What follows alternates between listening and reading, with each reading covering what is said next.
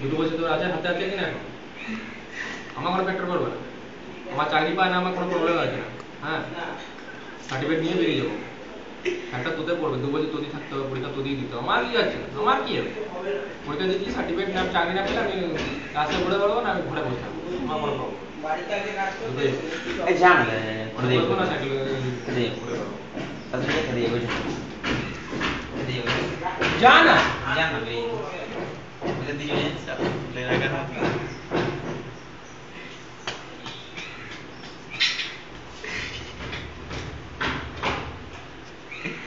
কতক্ষণ দাঁড়িয়ে থাকবে এখানে থাক আমি থাকবো